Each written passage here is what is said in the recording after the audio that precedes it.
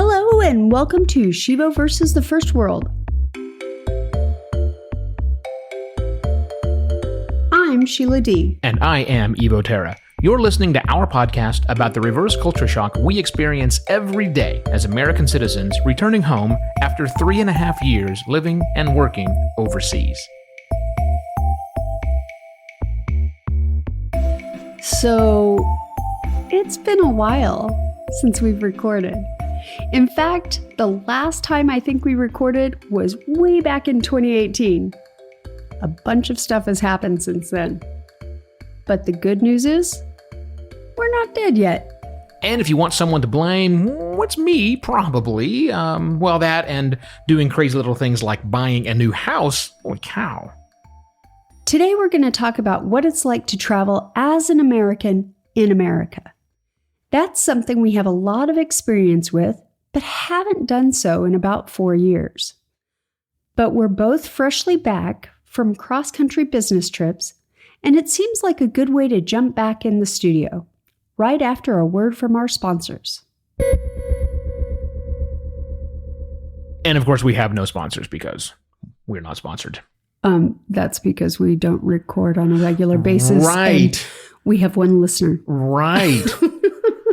And if you were listening to our bonus content because you're a patron, you heard all about that. If you're not a patron, stay tuned at the end. We'll talk more about that. Yes, dear? That's our sponsors. They are our sponsors. Exactly. We don't want sponsors. We want people. Sponsors have like expectations. Patrons are great. All right. Our patrons obviously don't. Back to the content. Honey, as you just said, you are freshly back from a business trip. Yes. Like 2 days ago from the recording of this. I am freshly back and freshly well again after my business trip a few weeks ago. And I also took a personal trip in there. Oh, that is true. Yeah, so you've done it twice now. Right. And I had done it one single time. Now, the last 4 years prior to that, we traveled all around the globe. Right. But not a lot of intra-America travel that we've done. Nope. Again. So, my question to you, my love, is how did you find the experience of air travel in America, something you hadn't done in a very long time? You know, I really, I struggled with TSA. Mm-hmm. And it's the same kind of everywhere because every TSA, they expect different things. Coming back from New Orleans, they expected me to take out all of my camera equipment to go through the x-ray machine and all of that. And so that was kind of a pain and there was an incident, but whatever. But that's not that much different than what it was previously. How did the dealing with TSA in America, the changing nature of how TSA in one airport as opposed to TSA in another airport, how did that compare with your experience? There's no TSA overseas, obviously. But that's very security. American. But there's security. How did that jive with your prior experiences? It's about the same. I mean, every airport is different. And so it's the same throughout the U.S. as well. I mean, you would think that we have a standardization. Right. One country, after all. Right. But we don't. Right. So it's not uncommon as you travel the world and all the 20 some odd countries we hit back and forth. It's an adventure. Every time you go to a new airport in a new country. You never know.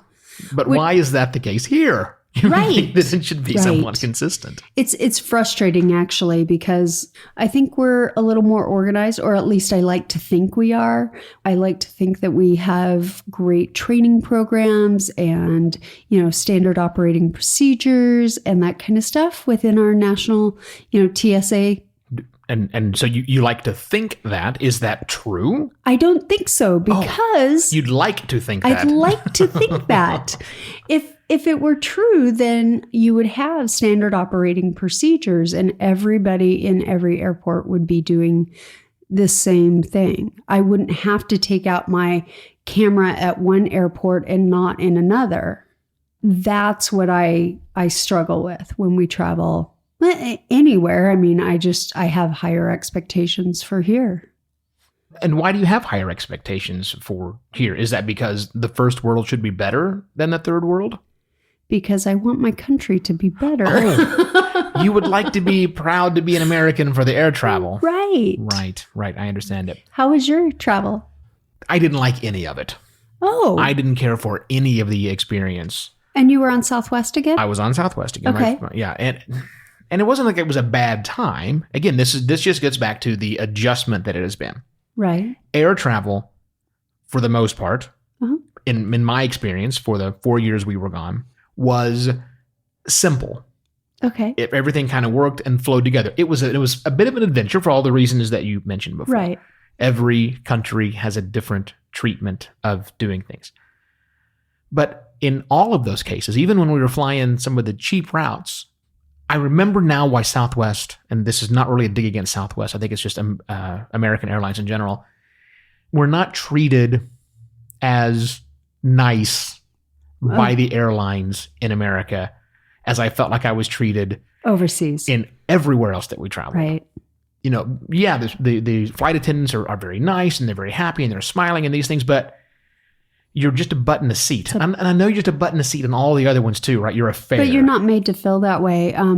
Specifically, I remember Vietnam Airlines was probably my favorite. Yeah. Like you get warm towels to wash your hands. And I think maybe it's those creature comforts. Right. It's the creature comforts that I had become accustomed to in these other places. Warm, hot towels when you're on. Amazing food. Right. Even when the food is not good, it's still great. It's better than a bag of peanuts or Oreo crackers. With the food, you've started taking the vegetarian meals because you found that mine were great. Right. And of course, you get the vegetarian meals on Southwest because it's Oreos and peanuts and everything else.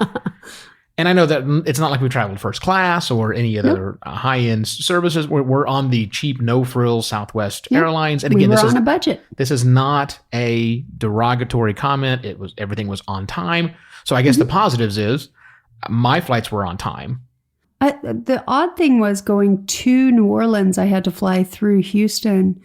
And I got an alert early in the morning saying my flight was delayed out of Houston. But then it ended up not being. Right. So maybe the self-repair can happen, with a large enough route system. Maybe they can do things that we wouldn't get to. So it's dependable. I just felt like I was just being shoved along with everyone else. It was just so different. I forgot what a chore it is to travel here that I didn't even know was a chore until I traveled elsewhere. So the other part of it is the expense. It's terribly expensive. Is horrible. In the 4 years we were gone, I don't know what happened because it used to be I haven't gone back to Oklahoma City to see family because it's been so expensive. Right. When we left, it was maybe between $200 and $300 for me to go back and see family, and now it's right around $400. Wow. Like it's prohibitive. We got used to air travel in other countries, which is relatively inexpensive compared to what we're paying here in the States. And I'm not exactly sure why. America, we have subsidies for fuel. Right. Gas is cheaper here than almost anywhere else in the country. Certainly cheaper than anywhere else that we actually traveled. And here they're overselling flights more often than anywhere else. Flying the exact same planes. Right. Because there's only 2 plane makers out there. So they're making the same planes. Yeah. Better actual services. Yeah. Why is it more expensive here? I mean, there's got to be a reason for that, and I don't want us to go into understand why that is. So I'm retracting the question, and I'm going to make a statement. That's good because I was about to answer you. Oh, let's not do that. Let's not. No. Come on.